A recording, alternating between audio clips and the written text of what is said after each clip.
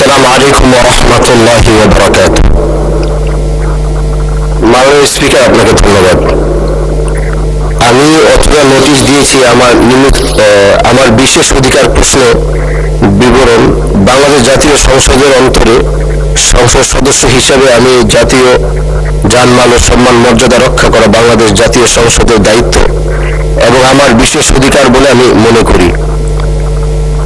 বিধায় বিগত 30 তারিখে সংসদ এলাকার মধ্যে আমাকে প্রকাশ্য জঙ্গি এমপি বলে অপবাদ দেওয়া হয়, যাহা বিভিন্ন সামাজিক যোগাযোগ মাধ্যমে ছড়িয়ে পড়ে।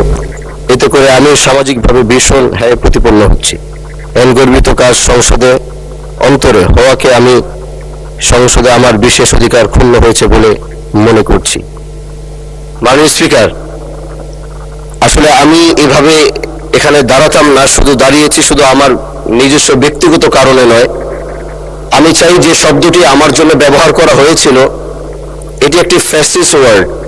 এগুলো গত 17 বছর ব্যবহার করা হয়েছে, আর এগুলো ব্যবহার করে ভালো মানুষকে, দাড়িওয়ালা টুপিওয়ালা মানুষকে বিভিন্ন অপবাদ দিয়ে বিভিন্নভাবে তারা প্রতিপন্ন করেছে।